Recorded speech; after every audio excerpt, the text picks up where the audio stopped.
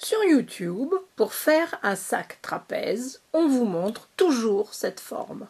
Et pour sortir des modèles vus et réadaptés et encore, je vous propose de faire le sac dans ce sens. C'est un sac de taille moyenne avec une longue bandoulière qui fait 18 cm de haut, à la base 28 cm de long, au niveau de la fermeture à glissière 19 cm. La profondeur est de 6 cm. De chaque côté, une patte avec sa demi-lune à laquelle vous accrocherez le mousqueton de la bandoulière. Sur l'arrière, une poche zippée, cachée et doublée. Le sac est entièrement doublé et boîtiné, sans aucune couture apparente, et j'ai placé une poche plaquée doublée à l'intérieur. Un sac différent et facile à faire. Commencez par faire la bandoulière et les deux pattes qui tiennent les demi-lunes. Pour les débutantes, j'ai fait un tuto technique sur ce sujet. Le lien est dans la boîte de description en dessous de la vidéo. Comme je n'avais pas assez de longueur de tissu, j'ai rallongé la bandoulière en utilisant 2 morceaux de sangle. Pour le corps du sac, placez le demi-gabarit ici sur la pliure et découpez 2 morceaux de tissu extérieur, ainsi que 2 morceaux de doublure. Si vous utilisez de la ouate comme moi, coupez-la 1 cm plus petite tout autour. Ensuite, pour la fixer, faites une surpiqûre, longueur de pointe 3,5 tout autour, à 1,5 cm du bord. Si vous préférez utiliser du thermocollant, repassez-le au dos du tissu principal. Si vous voulez des poches à l'intérieur de votre sac, il faut les faire maintenant. Je vais faire simplement une poche plaquée avec un morceau de tissu extérieur et un morceau de doublure, 12 cm de haut sur 20 cm de long. Les débutantes pourront regarder mon tuto technique sur la poche plaquée et doublée. Le lien est dans la boîte de description. Placez la poche à 5 cm à partir du bas et j'ai ici de chaque côté 4 cm. Pour tenir la poche en place, faites une piqûre sur piqûre sur les 3 côtés, longueur de point 3,5 à 2 mm du bord. Pliez chaque partie du sac en deux et sur le bord supérieur, dans la marge de couture, découpez une toute petite encoche qui marquera le milieu. Nous allons faire maintenant la poche zippée cachée doublée qui se trouve au dos du sac. Utilisez le gabarit, découpez 2 morceaux de doublure et vous voyez que la fermeture à glissière que je vais utiliser fait 24 cm de long.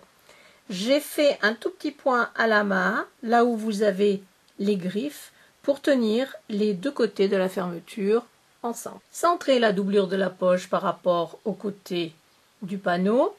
Placez-la à 3 cm à partir du bord supérieur.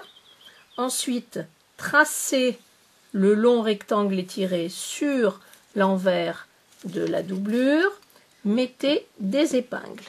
Je ne vais pas vous montrer ici comment faire une poche zippée cachée et doublée.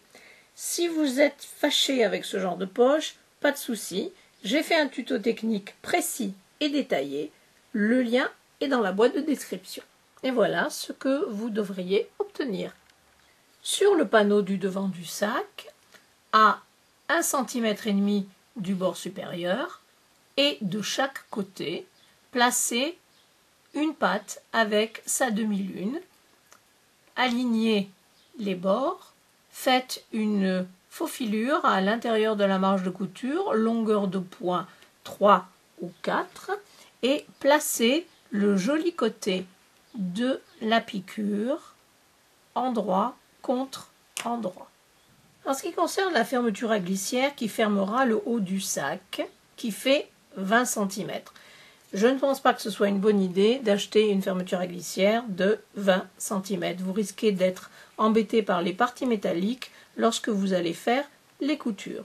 Donc, je vous conseille d'utiliser une autre fermeture à glissière un petit peu plus longue et de rajouter des extensions de propreté de chaque côté, ce qui vous facilitera aussi la couture des bords.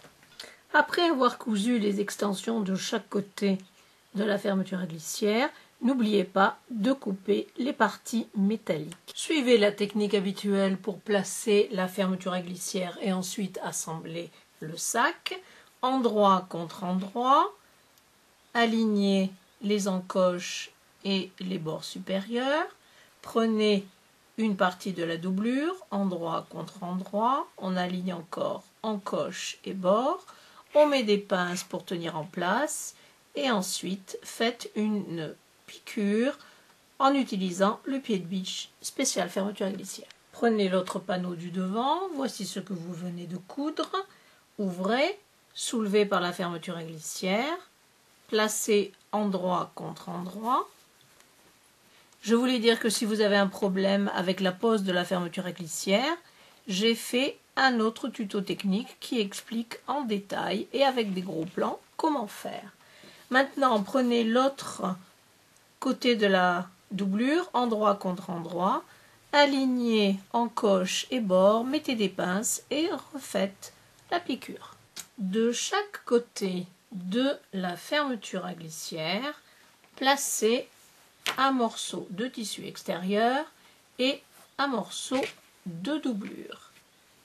Écartez bien les tissus de la fermeture, placez quelques épingles et faites une surpiqûre à 5 mm du bord, longueur de pointe 3 de chaque côté de la fermeture. Après avoir fait la surpiqûre de chaque côté, coupez les extensions qui sont trop longues et ouvrez la fermeture à glissière sur 2/3 de la longueur. Placez d'un côté les deux parties du tissu extérieur et de l'autre les deux parties de la doublure. Alignez les côtés et mettez quelques épingles. Au niveau de la fermeture à glissière, poussez les extensions de propreté vers la doublure et alignez bien, vous voyez ici, les deux côtés du tissu extérieur. Faites maintenant la couture à 1 cm du bord, tout autour, sauf dans la base de la doublure. Laissez une ouverture de 15 cm et surtout ne cousez pas les 4 coins. Pour chaque coin, nous allons faire 2 actions. La première est d'ouvrir, la deuxième est d'aplatir. Donc d'abord les coins et ensuite les coutures. Vous devez faire correspondre les coutures aussi bien que possible. Donc on aplatit. Il est normal que vous ayez des petites oreilles sur l'arrière puisque le côté du sac est en diagonale. Donc il faut arriver à bien faire correspondre les deux coutures, comme ceci.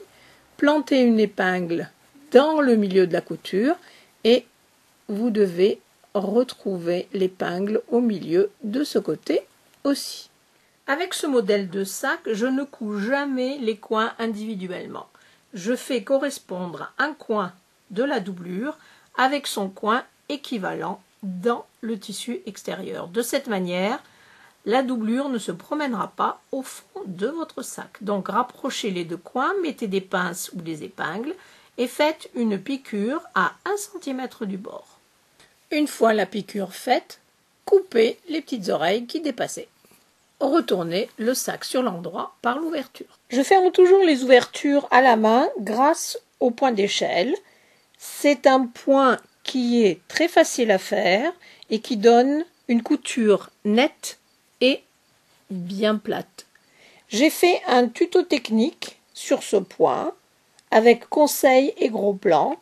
Vous verrez pourquoi on l'appelle le point d'échelle.